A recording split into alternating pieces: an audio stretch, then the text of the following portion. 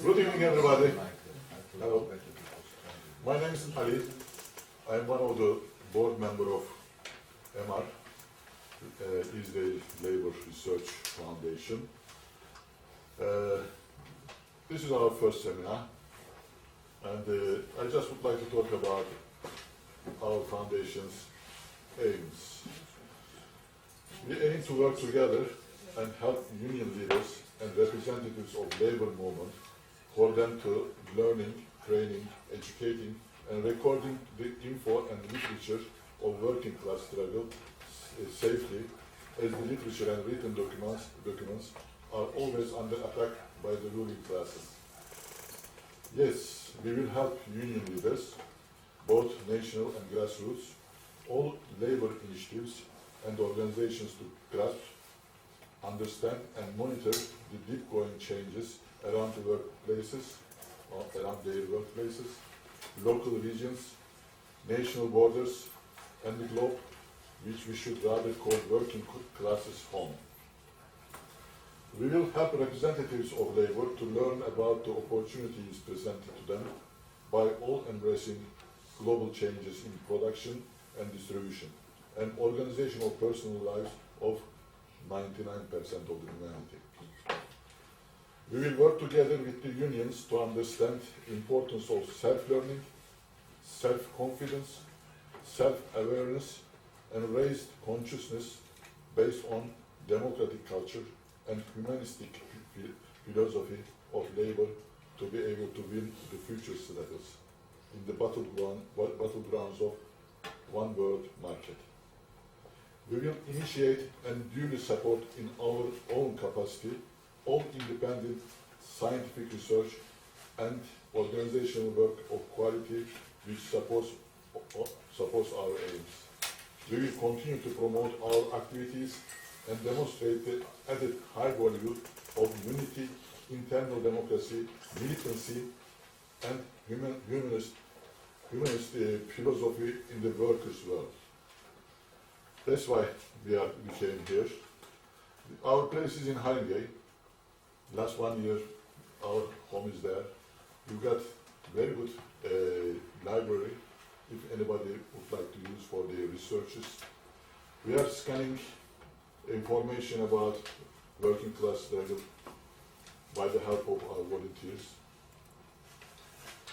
And anybody wants to use the place, more than welcome by contacting Ismail or Nivin or Mikhail or me. And we will continue with these seminars every month except March. I think there is, because we couldn't consider Easter holiday. That's why we are going to have our next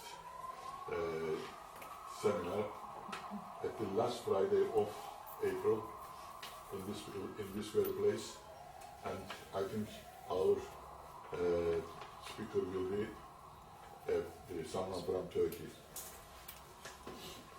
Today, our friend Mark will be with us and talk about how the working people, how workers from Turkey arrived Germany, what happened to them, what German employees expecting from them, who they were, how they fought for their entitlements, how they learned from each other, German working class and Turkish working class. We'll see, we'll hear from them. Thank you very much. Thank you very much for having me here. It's really great to be able to kick off the series. Just a little bit about the background of why I ended up doing this kind of research on Turkish guest workers. First of all, I'm the indirect product of Turkish guest workers in Germany. My grandfather was born as a Greek in Istanbul, and then came with the Greek junta, came to Germany. There my parents met at a Gastarbeiter meeting, so here I'm standing a couple of decades later. So this story is really an indirect story of that has shaped my life. And secondly, I have been researching the new Spanish migration coming to Germany, and a lot of the Spanish people and Spanish migrants have started to struggle against their employers, have started to demonstrate against abhorrent working conditions. And what they didn't know about is that there actually has been a long history of migrant struggles in Germany. And to show them some of what has happened in the past, I started to work through some of the stuff that happened in my area of Cologne and other surrounding areas.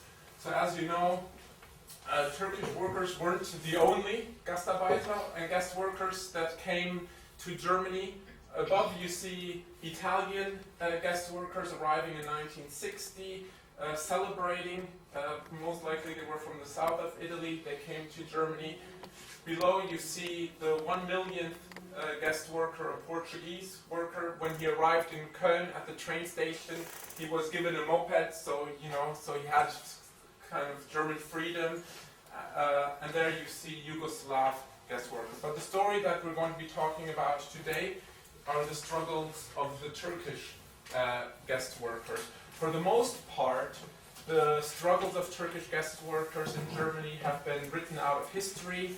The image of Turkish guest workers is that they were worksome, that they came only to work and then they were expected to leave again and just continue to stay. But amongst the radical left, actually, a lot of the struggles, and the two struggles that I will mention in particular, are mythologized to represent a different kind of workers' movement in Germany, beyond the corporatism that we see in Germany. And I think it's important to highlight this and these struggles in particular, given that we see Syrian refugees coming into Germany at this moment in time. We see new waves of Spanish, Greek, and Portuguese migrants coming to Germany, and often they're portrayed either as victims of racism rather than actual agents of their own future, and people who struggle, who try to challenge capitalism and find new forms of remaking the working class. And what we see inside of the German labor movement, even until this very day, is a consistent underrepresentation of migrants. So there's only one union which has a Greek immigrant kind of trade union leader, and the rest of the unions, Turkish workers, Greek workers, Italian workers, continue to be underrepresented. And so these stories highlight some of the reasons why there continues to be underrepresentation, some of the reasons why we have this image of migrants as just simply victims of racism rather than agents. And we also see how these struggles effectively shape today's discussions around, when you look at the discussions of Syrians coming to Germany, now people are talking about, they should behave like guests. And those are similar discourses that erupted in the wake of the Turkish guest worker struggles in the 1970s. So turning our attention to the situation of Gastarbeiter, what we really can tell in Germany is that there was a failed integration from the outset. So you had miserable living and housing conditions with tens and twenties housed to one room. Often they were company-owned dormitories and accommodations where these guest workers came to and lived in. And I will speak about that a bit more. They worked in a racist work regime, which was racialized division of labor. We saw, again, underrepresentation in trade unions. We saw how they were dependent on third parties, on agencies, whether they were Turkish agencies or they were agencies or they were informal network to go to municipalities, and were often subject of being exploited at the point of municipal interaction. And what we saw in particular is that it wasn't only state-managed migration. There were 3 offices in total in Turkey for Gastarbeiter to apply to come to Germany, but many actually also left on their own accord to Germany in order to flee the political circumstances that they found there, just to find a better life, or to circumvent army conscription. And a lot of the Turkish, all Turkish workers' organizations at that time were actually outlawed by the German state, and there even was an Ausländerpolizei, so a foreigners' police, that actually patrolled whether Greeks, who were fighting against the junta, were not engaging in any kind of subversive activity in Germany. It's the same as well for Turkish. And I mentioned the image. Here what we see is a medical checkup that four Gastarbeiter have to go through once they arrive in Germany. And what is interesting about this is that it reminds us actually of the way that Jewish people, when they were working as forced labor in the Second World War, the same methods that were being used on the Jewish forced labor during the Nazi regime were being transposed and were being used on guest workers as they arrived in Germany. So the same kind of principles remained the case, and the one person who was responsible for devising the kind of immigration policy and health policy actually had also been a high-ranking chief of staff in the NSDAP, in Hitler's very own party. One of the common misconceptions about Turkish guest workers, and which also will highlight what is going to be highlighted in one of the strikes I will outline, is that these people who came to Germany were only men. But actually from the very beginning there were Turkish guest workers who were women and men. And you see here that they actually took a plane, and what happened was that it was actually severe exploitation even at the point of taking a plane. So a normal plane ride would cost around 200 D-marks, but in effect they would be charged 500 D-marks, and there were different handler fees trying to rip them off at that moment. The Ford company took some extra money because they chartered planes for Turkish guest workers, and so you see that a lot of them actually struggled to get back to their home country during the summer break. Their living conditions were described as ghettoization. So people were comparing the situation of Turkish guest workers in Germany, in West Germany, which supposedly was booming economically. They were comparing it to the ghettos of Detroit. It was a similar situation, and often Turkish guest workers, or in most cases Turkish guest workers, lived close to train tracks where it was just noisy. Most of the houses that they lived in had been bombed previously and had very little sunlight coming into them. And if they started to look on the private market, they actually were just met with rejection on the private market. Often landlords would rip them off and charge something like 20 to 30% more, according to a study of the federal state of North Rhine-Westphalia, for living there. What you also saw is this is a quote taken from Robert Linhardt's L'Établi. It's called, in English, it's called The Assembly Line, and it describes the Renault and Citroën division of labor, of how people were being categorized according to their country of origin. What you had in Germany, this was in France. In Germany, however, you had a different system.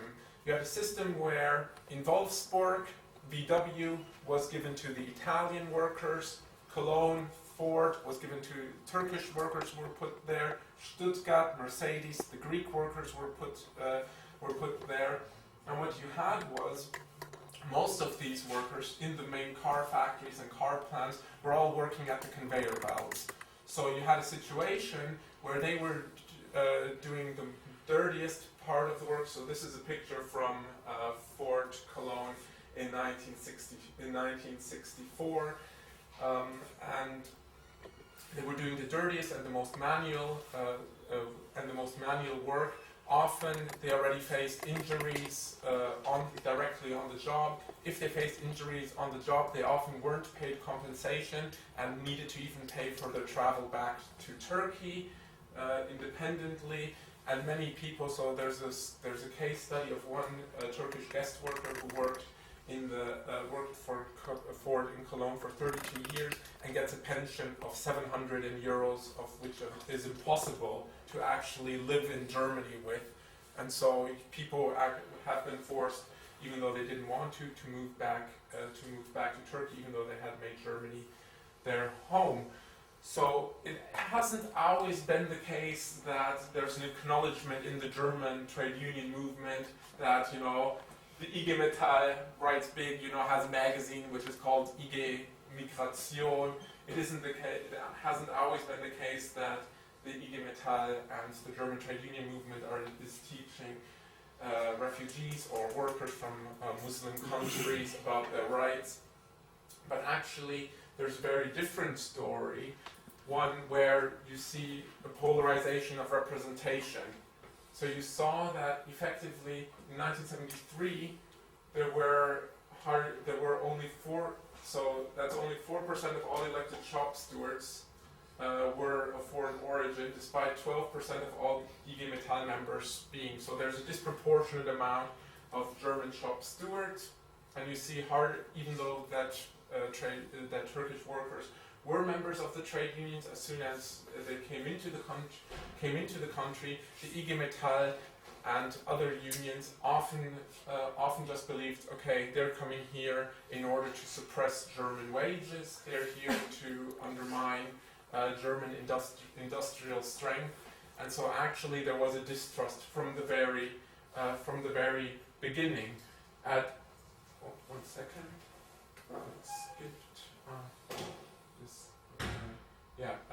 At the very beginning in Fort Köln, the situation was even worse than in the rest of Germany, because the Works Council in Fort Cologne was from the 1960s already developed a very strong anti-communist rhetoric, anti-communist strain, after an organizing drive had failed in 1964. So when Turkish workers voted for one of their colleagues to become a works council, and he won more than 6,000 votes of 34,000 people working in the factory. He actually wasn't given any facility time to conduct his role and support Turkish colleagues. So what happened is that it was blatant racist practices where other German workers who had received far less votes were getting facility time, were supporting, and actually didn't support Turkish workers whatsoever. So there was a real stitch up between the company, between Ford and the IG Metall in the Cologne plant, and it was called faithful cooperation. So there were sweetheart deals for the workforce at Fort Köln, which most Turkish workers once in a while saw crumbs of, or got some part of, but actually it didn't cover the basic costs of what life was like in Germany. So many people had come believing they could send money home. Then they're faced with high rents, paying much more in rent. The food is much more expensive than they had assumed. They saw the travel back to Turkey is far more expensive than they thought, and so even the dream of having a Ford in the very early years, running up to 1973, is for many workers actually unthinkable at that moment, despite having to pay less. What you see is that you have, as I mentioned before, that political organizations are outlawed. And I think that's one of the really crucial ways. So you have a cheap labor force coming into Germany, which also is stripped of any kind of political rights to organize itself. And then you have an image created by the media frenzy. Oh, these workers are so naive. They come from feudalistic traditions. So if you read the newspapers from back in that time, it all sounds like, oh, they've never even seen a car before, and they're working in the car plants. And so stripping them of all political rights actually actually gives German capital the upper hand. So what?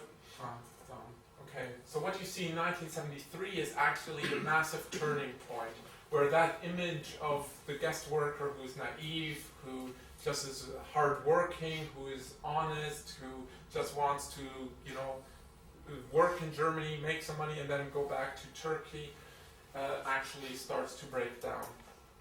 What you saw in the meantime is you saw a number between 1969 and 1973, you saw a number of wildcat strikes take place, particularly in 1969, ahead of the elections.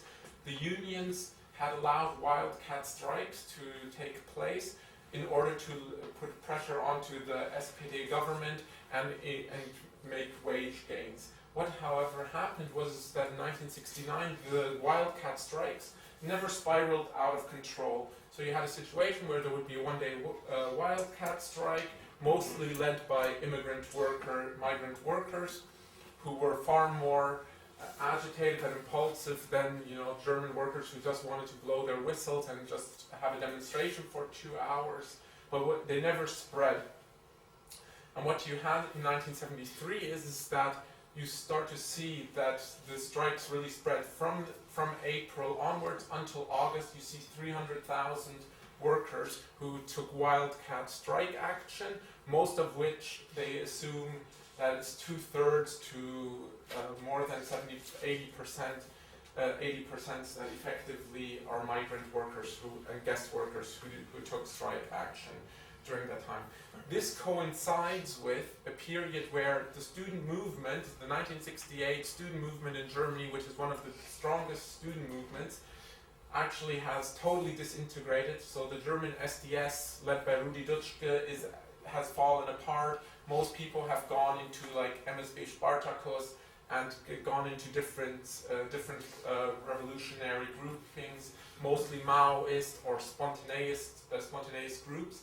And a section of these students decide to have a strategy of proletarianization, to go into the factories and build the revolution in the factories. And one of those students and a few Turkish students were also involved, which I will come back to later. And some of you will know will know the name of that Turkish student when you see it. So. And what you see in 1973 is as well, you see the beginning of an economic decline, which culminates in the OPEC oil crisis. OPEC oil crisis then. So you see wildcat strikes all over West Germany. So you see Cologne, the fourth strike of 1973 in August, between Düsseldorf and Cologne in Neuss. You see a strike at Pierburg Neuss, which is a car manufacturing plant, which I will get to in later, because it's led by women workers, and it is a very successful example. At Mannheim, which you really hate the city. John Deere, Turkish workers at John Deere tractor factory go on a wildcat strike in May and just win all of their demands. Between Frankfurt, so here at Wetzlar, at Buderus, Turkish workers in 1973 have an all-out wildcat strike and win their demands in about 2 days. And you see on the outside of Cologne, which really was a hot center, you also start seeing rent strikes. So the town that I went to school in, and there hasn't been much work done on this, at least in the German academic scene, which deals with these questions. There have actually been rent strikes led by Turkish guest workers because their situation was unbearable. Police was continuously outside of their dorms because women weren't even allowed to enter. They were being portrayed as, so whenever they walked around in town, they were being portrayed as these people who would, get to the German women, a very common issue that we see nowadays with other groups of migrants, time again. But the most significant type of resistance which developed were the wildcat strikes, and they were actually seldom seldom occurrence in Germany. So you really saw in 1948, while there still was chaos really reigning in Germany after the Second World War, you saw a number of Wildcat Strikes. But actually then you saw in 69, but 73. So bearing this in mind, you always need to think about it. The two strikes that I'm going to detail are actually the exception, not the norm, in Germany's working class and labor movement after the Second World War. And what you see in the literature, particularly in Germany, is again, that the collective action of Turkish guest workers was really enabled through their kind of feudalistic forms of community that they had. So people coming from Anatolia and, they still have their patronage system in place, and that really helped them to, lead Wildcat Strikes, which is very paternalistic reading, which we can get into. But what it was inspired by, really, and that's what I would argue, is the student revolt on the one hand, the women's liberation movement, the struggles against dictatorship in their own countries of origin, and what they did is they brought their own traditions of trade union traditions and labor movement traditions from their own home countries. So here you see that Spiegel writes that Lohnpolitik auf eigene Faust, which effectively amounted to that workers were, doing a wage policy, were fighting for a wage policy on their own accord without the union. And so this is the headline a week before the strike in August at Fort Cologne takes place. And there already were demonstrations. Demonstrations here. Here we see the women's strike at Pierburg Neuss. Here we see a book that has become quite famous for highlighting these struggles in Germany. Here you see Fort Cologne strike and the women's strike at Pierburg Neuss again. And the strike culture was really during the strike at Fort Cologne was anything the Germans had ever seen. It was really heterogeneous. So in the reports and in the archives, it really details how on the first few days, and I'll show some pictures in a few moments' time, how there were Kurdish, Turkish, how Greeks, how Italians, Yugoslavs, were actually organizing together and organizing collectively. And often the kind of strike is described as, Turkish nationalist strike and everything. But actually, it's the opposite.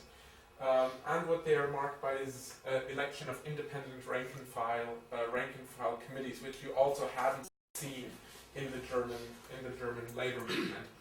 So there's two main strikes that I would like to outline, in which Turkish guest workers really played a role, and a significant role. The one is at Pierburg Neuss, which was the women's strike at a car manufacturing place, and the other one is the Fort Cologne strike. And I think it's important to outline the two in order to see, the Pierburg Neuss example was a successful strike in which they won, and the Fort Cologne one actually lost. But in both cases, there are longer-term outcomes which actually are important to bear in mind. So the women workers' strike at Pierburg Neuss, quickly, the foreign women were doing one of the hardest types of work inside of the factory, with most male colleagues who were also German colleagues. So you had a gendered division of labor as well as a migrant division of labor coming together in that car factory. And they were categorized as easy work, so leichte Lohnarbeit. And so what you saw was a culmination of strikes in 69 and 70, which effectively led to the election of a left-wing works council, a German male colleague from a spontaneist group. And then in May 1973, the spontaneous strike erupted, led by a Greek contribution, because I worked in the migrant struggle for long in this country, and especially between 1982 to 86, there was a the organization, actually, it was a umbrella group, organizations, Migrants Action Group, and I was a coordinator of the group. So it was very interesting to see how it was very different than other countries in Europe, the struggle in this country. Because there was a big division, when I was 1982 there, between the blacks and the migrant workers. We didn't call ourselves immigrants, because immigrants were black from the Commonwealth countries, and the migrants, on the contrary, wrote in on voucher system in order to make the black dominance or less black people, let's say, because in Britain racism based on black and white issue.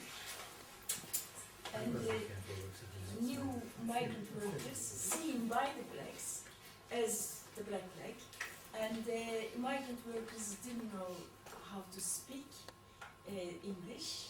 Black workers does, many, because of the colonialism, and migrant workers haven't had the passport, British passport, whereas the subjects from Commonwealth countries have had the passport. They made a great difference, and black workers, of course, number-wise is dominant, and they were in the underground system, various factories, especially metal factories and etc. And they were trade unionized, whereas we didn't, because there was, I mean, you mentioned about the categories of non-qualified and semi-qualified workers, how they are on a racist base divided. In this country, it was a natural, historical and conditional division. Majority of us in the what do you call sweatshops, restaurant work, cleaning, catering. That's it. Whereas black workers were in the real workforce, and so I raised the issue with the black leaders, both in Southall, which is Asians, and they call themselves black as well, and also with the Brixton, they are Afro-Caribbeans. And they said, yeah, you're right. So what we will do, we will give you one copy of our magazine, which is called Race Today, so you can write, we will promote. And they did, really they did. But it wasn't enough. They were setting up the Black Trade Union Solidarity Movement, and I, without knowing it, I said trade unionization and all the migrant workers are nil, really.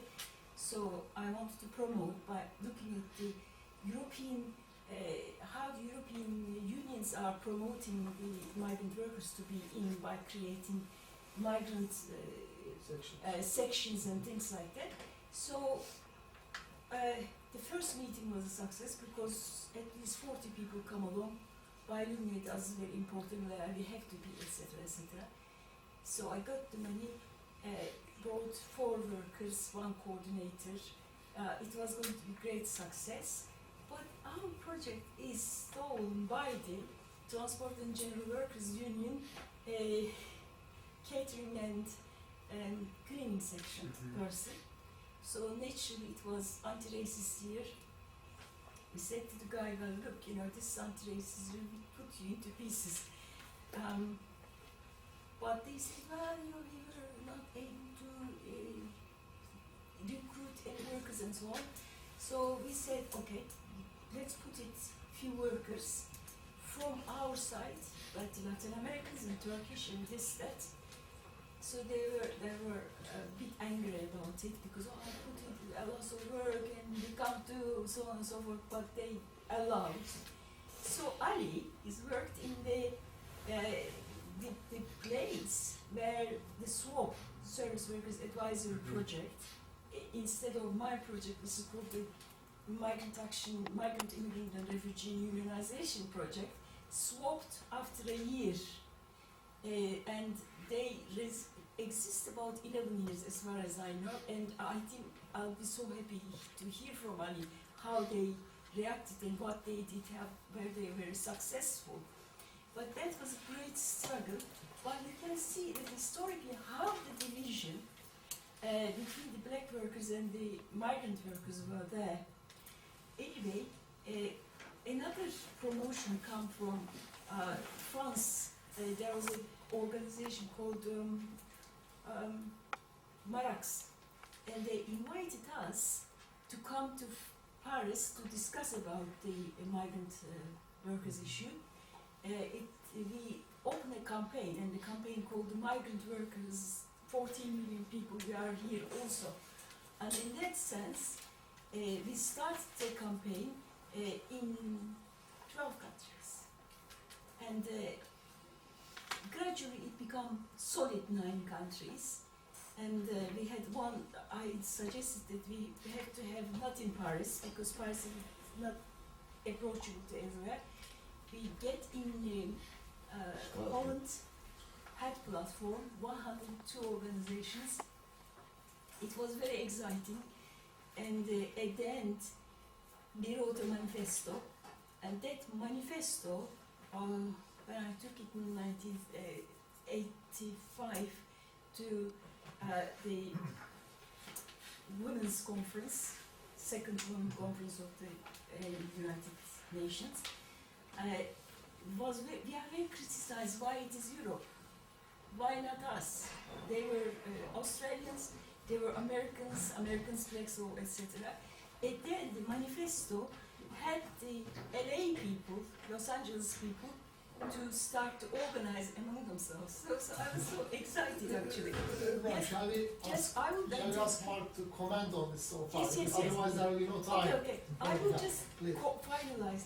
And what I see that the black workers at the end is accepted us and promised us that they will help us to be unionized within the workforce. And this European campaign, because it was a sort of an umbrella and these decisions are made there, affected our organization in this country, and we did lots of activities in synchronized way. Synchronized that, like if I send something to the parliament, every parliament got the same sort of stuff, and as well as what any press conference and etc. It's happened in Paris, it happened in London and everywhere. In that sense, Sorry,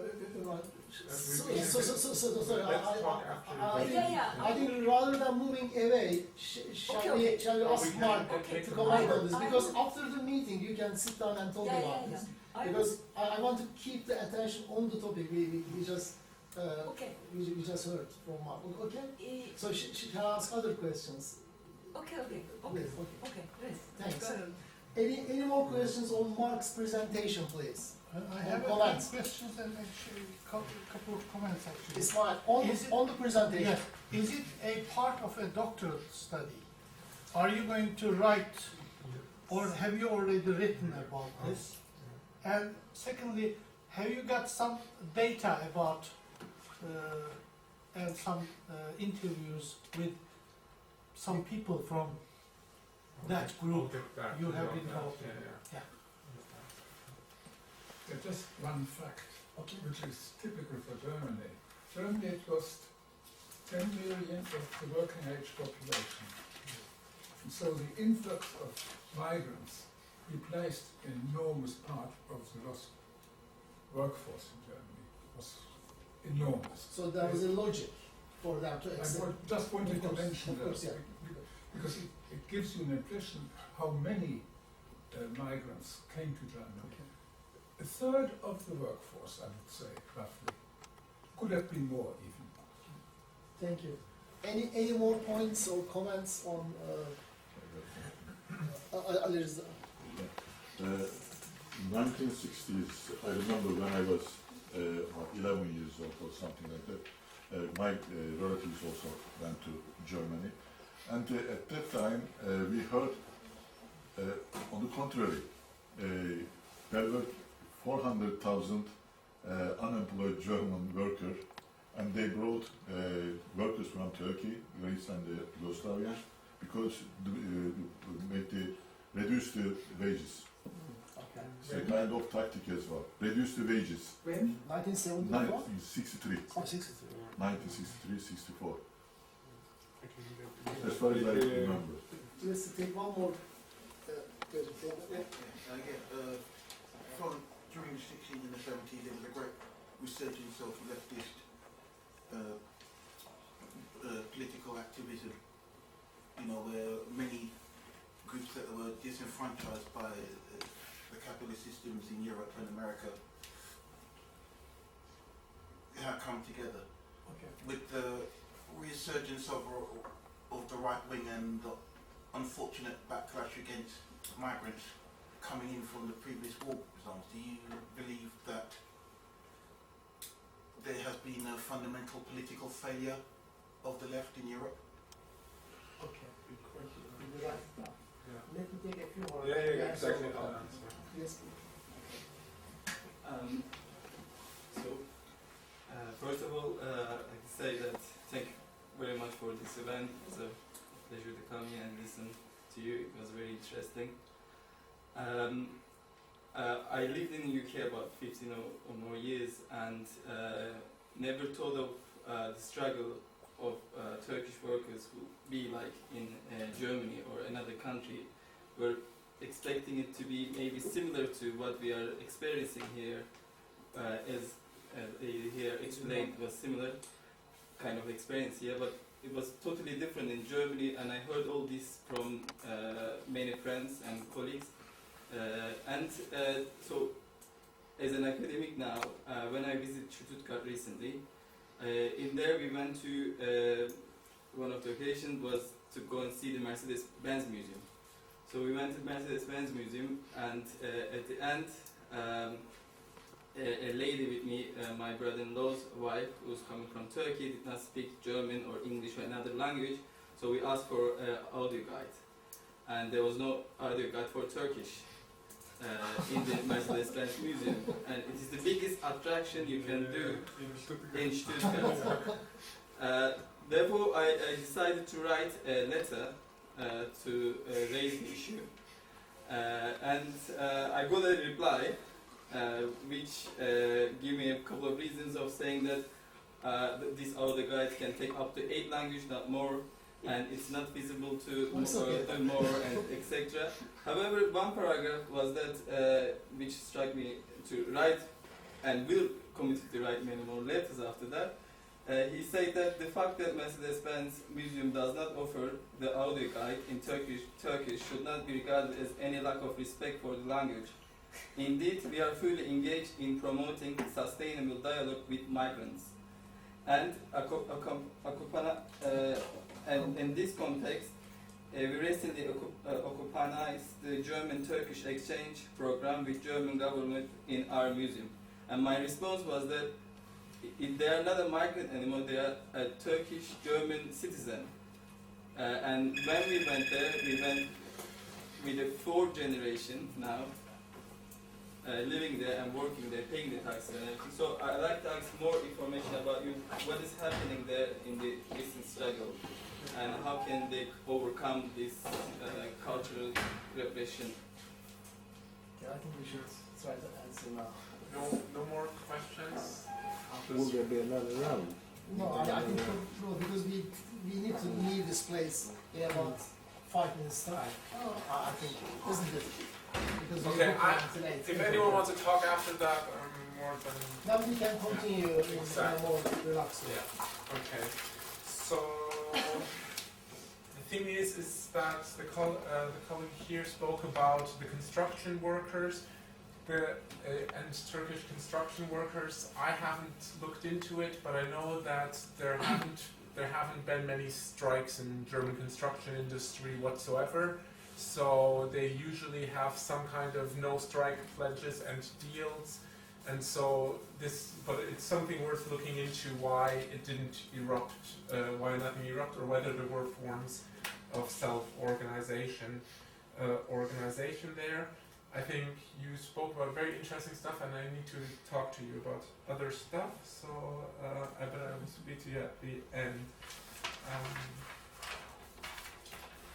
I think so. In the 1960s, what you had in terms of your question, Ali, was that there was one of the main problems that the German economy had was a labor shortage, which we also see reoccurring today again, where an estimated 1 million workers are missing by 2020. When the baby boomers go into retirement, there will be 2.5 million workers. So they're actually saying there is labor missing, and it was a similar situation after World War II.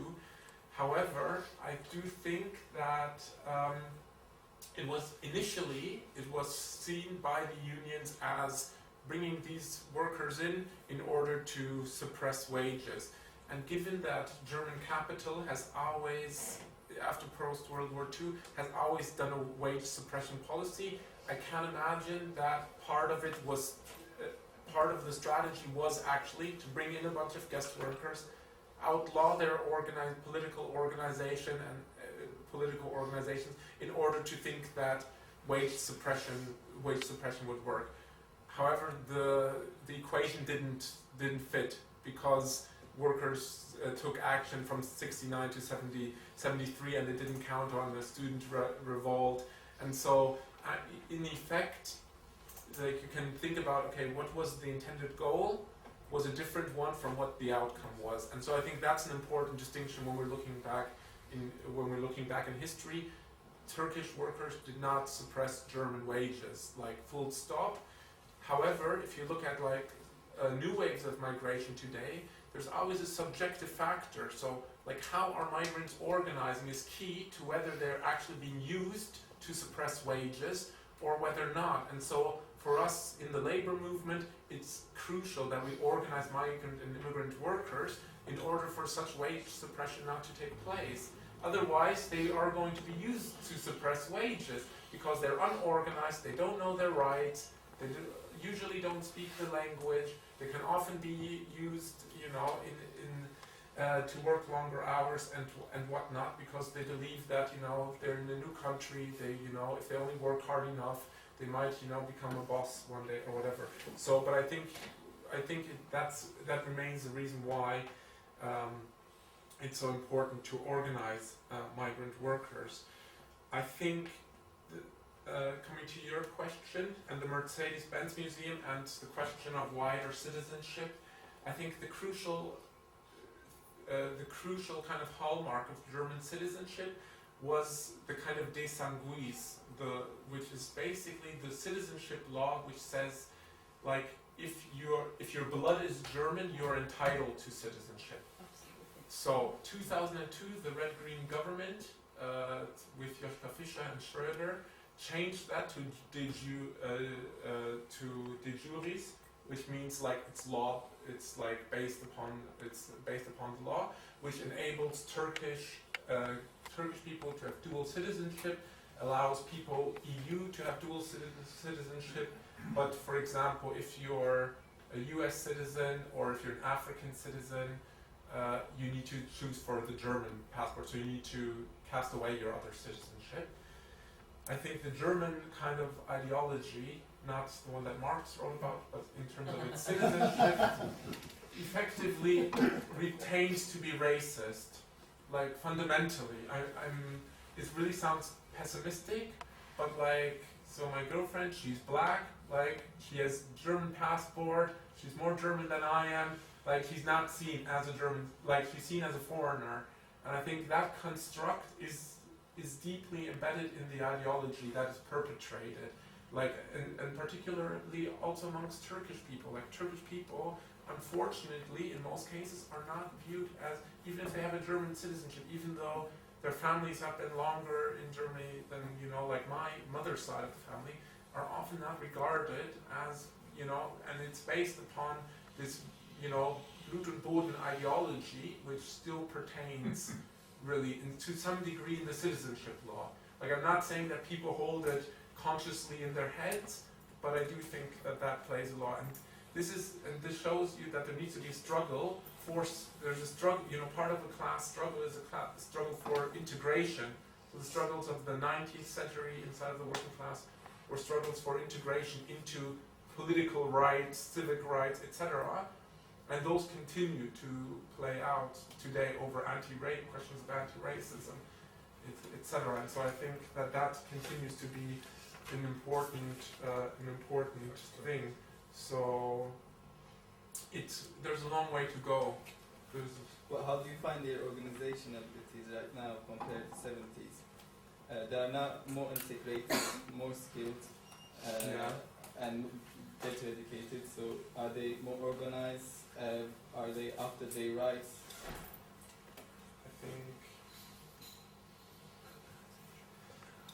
I wouldn't want to say they're better, or like they have different their organizations are directed towards different goals. So like the level of industrial organization is lower than it has ever been in most cases. So, and a lot of if you take for example the Kurdish population in Germany, which is very large, it's directed towards problems occurring in the Kurdish regions. And also a lot of the Turkish organizations are directing their activism towards what is happening in Turkey, rather than what is actually happening in Germany around citizenship. So you look at HDP elections, you see at every corner, you see Turkish people. You probably have German passports, but you see them, leafleting for HDP and doing events. But you don't see them often, participating in, which is a manifestation of the kind of lack of integration, rather than, I don't blame people, but I think it's complicated, but you must know. To be honest, I don't think that it has absolutely nothing to do with the citizenship. Okay, you think it has nothing? Absolutely not. It has no role in Germany. And it has to do more about the society and how they welcome you and how they accept you in the society. And you can be Italian, have an Italian passport, but you will be better accepted because you're more similar to the Christian culture. Yeah. And unfortunately, the Turks, they have always had this problem, but I must say that they have improved immensely, especially the last generation, because more and more young people go to universities nowadays. And they also have become more courageous and more confident, and especially after the Syrian crisis as well. I think the Turks is a watershed at this decade where their confidence has built up. That's interesting. Okay. One last thing. What am I writing? It's so this is part of. So I started this work on Turkish guest worker struggles, as I said, because I was working together with Spanish migrants who came in new. I'm planning on putting a longer article together on this, including a different kind of migrant struggles of the 60s and 70s. So I've been going, as part of my PhD, I've been looking into various forms of self-organization, but it will end up being not part of the PhD, but part of something else. And given that I'm not a historian, I don't have the time to go into the archives as of yet and do all of this work. But I'm going to write some popular stuff on it. So I think she knows the situation of Turkish people in Germany much better than I do, given that I'm not in the community. So if you have any questions today, I just outsource it to her, even though. I think we were supposed to be finishing 6 minutes ago, but it's fine. I just would like to thank Mark again for this extremely interesting and fascinating presentation. And I think this was a perfect start of our seminar series. I couldn't really imagine anything more appropriate than this. Thanks very much. Maybe when you wrote that article, you can come and talk to us again. Yeah. Thank you very much.